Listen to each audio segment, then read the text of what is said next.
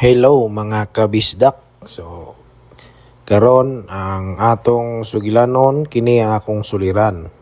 So punto medikal ang problema sa atong magtatampo nagngalan og ngundi. So ang iya gyung problema nga gusto niya pangayoan og tambag tungod sa iyang kagalingon nga sitwasyon nga sige og suyop sa utot sa demonyo.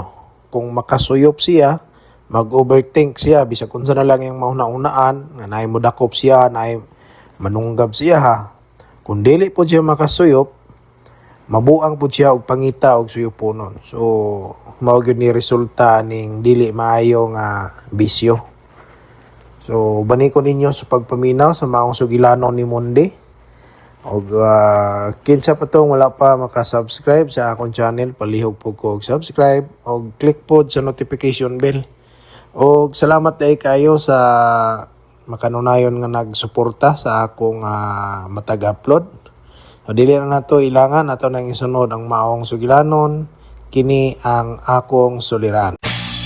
RMN Drama presents Kini ang akong suliran.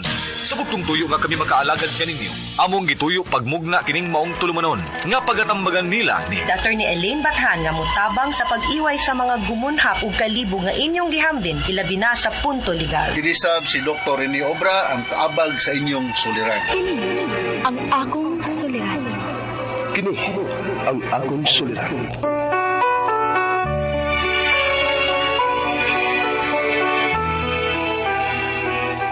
Sa atong pagkaymugso ng kalibutan, gikaluhaan at ang daan sa atong suliran. Ang suliran mo'y kabahin sa itong inadlang panginabuhian. Aba na doon ay suliran nga dili mo mapasan nga ikaw ra. Nagkinahanglan kag katabang aron sa pagsulbad ni ini. Nagkinahanglan kag kahayag na may mulamdag sa imong unahuna. Ug tungod ni ini, natawag kini nga atong tulumanon nga naguluhan. Kini ang akong suliran. Kini ang akong suliran. Mga minubong duwa nga matapos lang sa usa ka hugna, mga kinutlog gikan sa mga suwat sa mga minahal namong tigpaminaw. Busa kung aduna kamoy suliran nga naggumon karon sa inyong galamhan, suwata ka na og ipadala ning atong tulumanon. Kini ang akong suliran. Aron kabuhatan ka na og duwa sa kahanginan og pagatambagan sa mga bulawanang hunahuna. Kini ang akong suliran. Kini ang akong suliran. Sinumat ni Teresa Tirul Soria, ubos sa direksyon ni Ingrid Miss Iver Tudaso. Dalit kaninyo sa RMN Drama.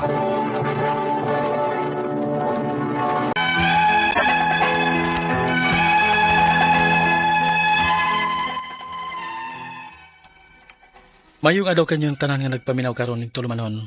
Ini ang akong suliran. Ilabi na kaninyo Dr. Rene Obra ug Atty. Elaine Bathan.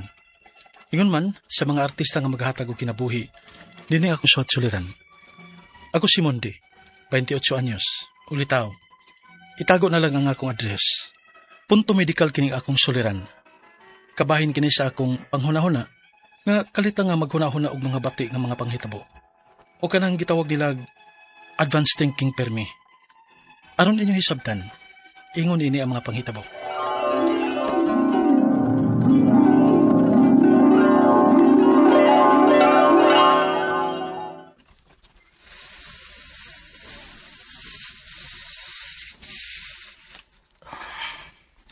Ikaw na sa Brad. Sige, Brad. Doon na pa ka. Ito na pa. Daghan pa kanyo. Ikaw na, be. Sige, ako na sab.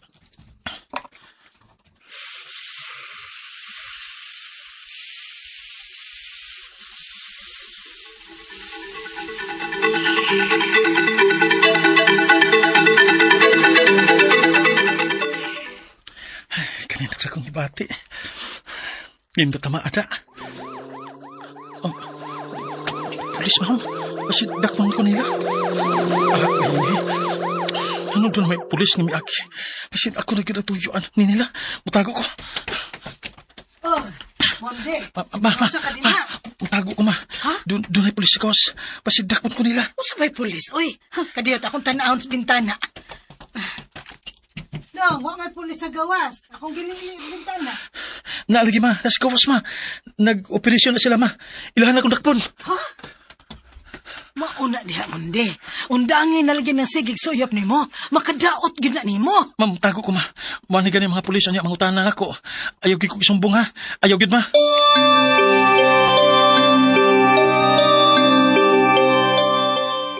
Mundi, dali na, mga unata. Mundi? Uy, mundi, nagunsam ka diha.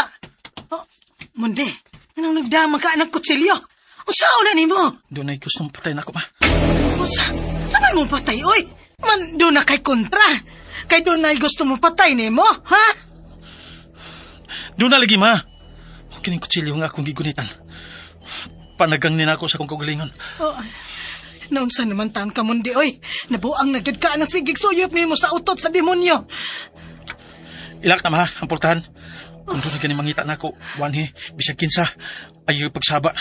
Nga na ako din Patyo niya ako nila.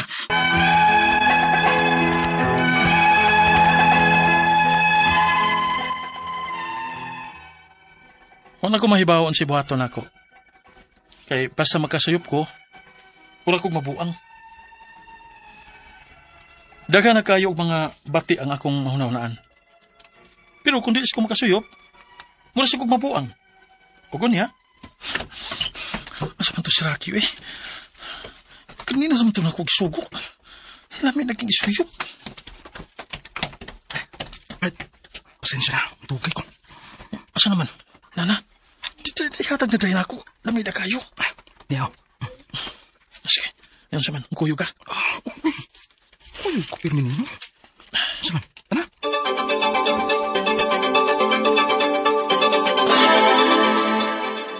Unya, Brad. Asa man taron? Huy, Brad. Usam ka. Nagtangam ka diha. Ano sa Brad? Usam taon ka, Brad, eh. Basta mahumantag suyop. Mura kag babuang. Unya, dili sa kam kasuyop. Mura sa kag mabuang. Usam ka, Brad. Brad, ato na ko. Basig mo nito din ang gusto mo patay na ako. Ha? Mapatay? Kasi man. Ato sa ko.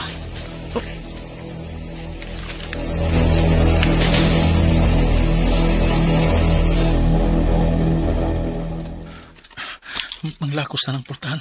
Mga bintana din eh. Kasi kasunto ang gusto mo patay na ako. Magkuha sa kutsilyo.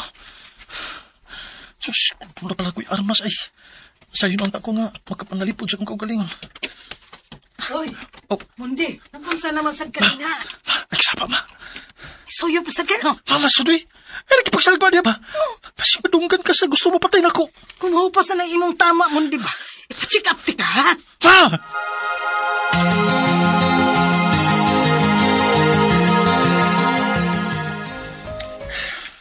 Let's see ba yan eh. Saan mo na ako ini?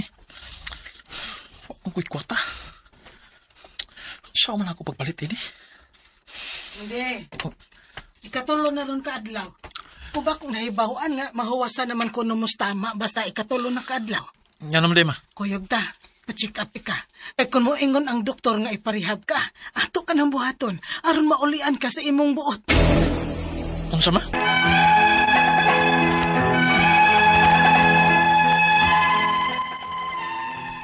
Gusto kong iparehab ni mama kay lagi para maundang ng akong bisyo. Pero wa ko musugot.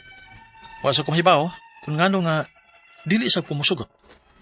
Ang akong mga pangutana, mao kini mo sunod. Unang pangutana.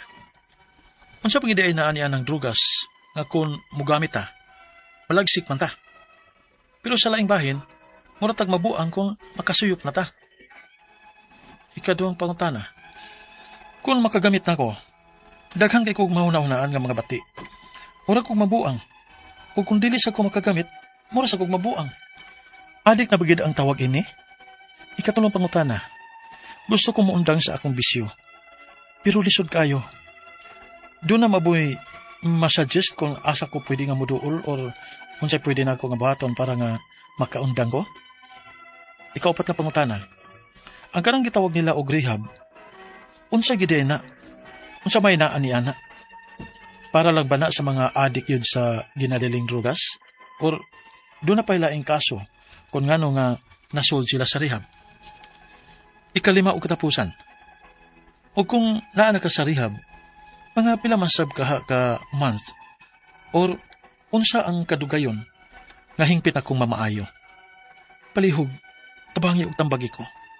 Kini ang akong suliran, Mundi. Mayong adlaw mga suking tigpaminaw din sa tong programa, kini ang akong suliran. Once again, na sa bako, si Dr. Rene Obra magiguban kaninyo karong adlaw. Ako mutambag sa inyong mga medical problem kay usa man ako ka medical doctor, mga psychological, emotional, behavioral, ug mga drug related nga mga problema kay usa man ako ka psychiatrist ug usa ka drug addiction specialist. Kasi klaseng pamaagi sa pagpadala sa mga sulat-suliran ri kanamo. Pwede kami padala sa mong email suliran_612@yahoo.com or sa atong Facebook account kini ang akong suliran official writers page o dire ba sa mong batan sa 3rd floor Jose R. Martinez Building, Usmeña Boulevard, Cebu City. Ang inyong mga legal nga mga problema si Atty. Eileen Bathan ang andam ug tagana nga motambag niya. Ang atong makutlo nga pagtulunan karong adlaw mao kani nga if you are serious about growth, be serious about accountability. Sayo naman na sabto no. Kinang accountable nangawan ka kanang ingon ta point person ba ang responsible nya reliable. Alright, so ang atong magtatampo karong adlaw si Mundi, 28 years old, single, wala man butang yang address. Punto medikal ang problema ni Mundi. So di mo ko gitamdan rin nga mga listahan sa kung pwedeng i-great no. Pagulan ako na himamat ni si Cres Rio dia sa Balamban no, mga Rio family dia sa Balamban mayong pagpaminaw. Ug mga taga Purok Mangga, Lower Lipata, Minglanilla from Maylin Iligan, mga Iligan family ni may tuning papa ug mama si Florindo ug si Florinda ug si Melchor Ilagan ug si Conrin Arca. Springwood Country Homes, Minglanilla, Cebu, mga Villamor family, si Welma, si Harriet, si Malu, si James, si Joshua, Kakay, Christine, Marcelino, Cardinal sa may Luray 2. O belated happy birthday day ni Ma'am Juliet Kamingi no, dia sa Siargao. Happy birthday Ma'am Juliet no, miga kay ni Ma'am Juliet no. Gate Wilson, Sir Frank no, ug mayong pagpaminaw sa mga taga General Luna, Siargao, Surigao del Norte. Labi nagyud kadto kang Ay Kamingi, Yoli Kamingi ug akong bagong naimamat nga amigo na nga si J. Crisologo diya sa Surigao City. Ug na kuno siya beach resort diya sa Barili. Nga na niya mi J ha, tagay mig discount. O kining uban sa sunod dal man puning uban no. Atong mga gustong ipa-air ang ilang mga pangalan no. So going back to our sender si Mundi. Punto medikal ang problema ni Mundi. Sa nabati na itong Saraba, unang pangutana, unsa man gyud ay naa aning drugs nga kung mugamit malagsik man ta. Pero sa laing bahin, mura tag mabuang kung makasuyo ta. Depende sa klase sa drugs Mundi, no? Kaya malunokag malagsik, kung i-presume nga ang gigamit nga drug ani is methamphetamine hydrochloride kung atong locally known as shabu, no? Common kay ni di sa Sugbo, no? Ang the next common nga drug sa Sugbo kining cannabis o cannabinoid or marijuana. O naapot tay mga pipila ka mga cases of cocaine, ecstasy, heroin, pero di kay common ning mga ingon ani kay mga mahal man. So most common is methamphetamine hydrochloride or shabu. Nganong marag malagsik man? It's because ang shabu is dopaminergic. Meaning to say this can enhance the production of happy hormone which is dopamine. Kung daghan tag dopamine sa atong utok, we feel like as if we are fully recharged. Mura kag cellphone ba nga 100% charge bisag ikaw anay tulog wala kaon pero alert ang gyapon ka. Unsa may kanang inunta unwanted effect niya ni daghang kag dopamine sa imong utok. Ang daghang dopamine sa iyang utok ng mga tao will mimic or manifest the same signs and symptoms the same as that of a person suffering from psychosis. Mo na nga among pagtambal ani sa mga drug rehab dito sa ospital, tagaan na mog anti-dopamine para nga mo normal ang daghan sa iyang utok kay mag-hallucinate naman ni sila, mag-delusional. Mo nang dali ikitag away. Alright? Ikaduhang pangutana, kung makagagamit ko sa utot sa demonyo. Uningan sa shabu no utot sa demonyo. Danghang kay kog mahuna-huna nga mga bati, mura kog mabuang. Ug kung dili sab ko makagamit, mura sa kog mabuang gihapon. Wag adik nabagyud ko ang tawagon ani. Mao lagi to ka kung gi-speaker ni mawala ago nga kung daghang kag dopamine sa imong utok, murag kag buang. O dili kay murag buang buang yun ka. Kay lain naman ang dagan sa imong utok. O kung di ka mo kagamit, mag-develop ka aning withdrawal signs and symptoms. Maka-addict ni siya, maka-habit forming is because ang imo gong lawas mo crave aning mao nga substance because habit forming man magpangita man ang imong lawas. So diya sa hospital setting o sa mga clinic kay mao na akong trabaho sa mga ka psychiatrist sa mga drug addiction specialist na may tambal nga ihatag nga in lieu of taking shabu mo inom ka ni mga tambala para nga hinahinay maka-adjust ang imong lawas nga wa na kay shabu di na ka maghit-hit no kay kung dili nimo ni undangon akong giingnon bitaw nga sa akong mga pasyente nga kanang duharay mong padulngan no either ka diha sa mental ward or mauligi na dili ko no matigulang ng magshabu kay dali mamatay. So mo na ako ga istorya kay daghan mga complications mga medical complications kung if you are shabu user because di na kuwara kay kaon-kaon kay mauligi na abti kay kab so kunay kaon-kaon. So what will happen, you might develop some gastrointestinal problem like gastric ulcer or mag-bleeding ka diyang sulti mong kwan. So, mag-bleeding ka, meaning to say, mahudtan kag dugo, hangtod nga, di na mo function normal mong mga vital organs sa mong lawas. Sunod nga pangutana, gusto ko mo undang sa akong bisyo, pero lisod kaayo. Doon na ba mo yung mga suggest kung asa ko pwede mo duol or unsay pwede na kong buhaton para magkaundang ko? Well, waman mo gisulat ng imong address mo di, no? Akong ika-istorya, kung minus tag budget, mo duol ta diya sa government hospital, diya sa Vicente Soto Memorial Medical Center. I used to be the chairman diya. So, retire na ko. Ay, pangitaan din silang Dr. Basubas, Dr. Tampos, Dr.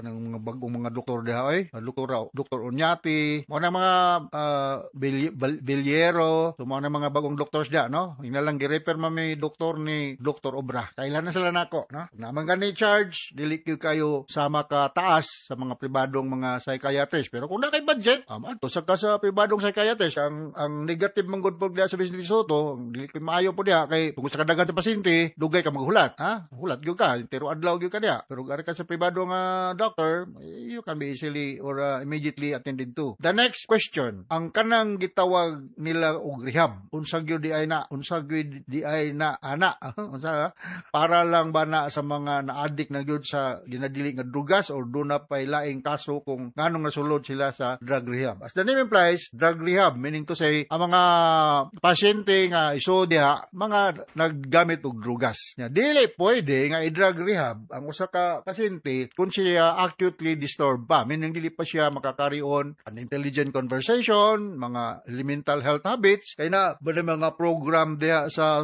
drug rehab nga pag-followon everyday, no? Sa among training sa una, manghambog kun yung gamay kami ni Dr. Dave Baron, dugay mi ngadto sa New York, Amerika. Underwent mi og training yani nga obserbahan na mga to, ang pasyente mo matala sa buntag, ready na naka dress up na kana. Yan ay mga activities to be followed for the whole day. Nya lights off at 9 o'clock in the evening. Every day na siya. So kung medyo akas condition di ka makapalo niya ni. So dili pa kaangay isuod sa drug rehab. Tambalon saka. So na mga tambal nga atong available ani. Duk wa may budget kay kumutuo ang mong gingon. Na kay budget nagshabu pila ka tuig nya pagtabot palit og tambal wa nay budget. Di kumutuo ng istorya ng way budget. Na ay budget dili lang priority. Sunod nga pangutana, kung naa ka sa rehab, mga pila man sag ka months. Depende, the shortest duration is 6 months. Kung medyo balikbayan ka, meaning diha na ka, nag-relapse ka, mag-anam og ka taas ang dugayon nimo dason. Usay mo abot og 8 months, 9 months, 1 year. Nya na po na mga cardinal rules nga pagapaluhon da sa sod. Kung mulabag ka, masupa ka or makasala ka, makardinal ka,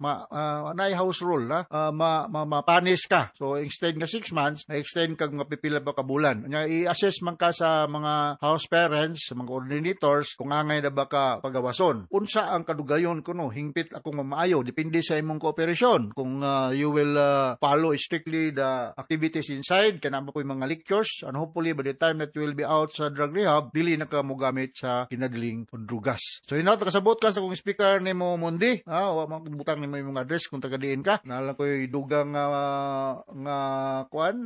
i-great no kay di mo siya kung listahan mga taga Poblacion Talisay from Alfate Navarra. Ako gikomedyanes Alfate kami tagiyaan ng Navarra nga pick up.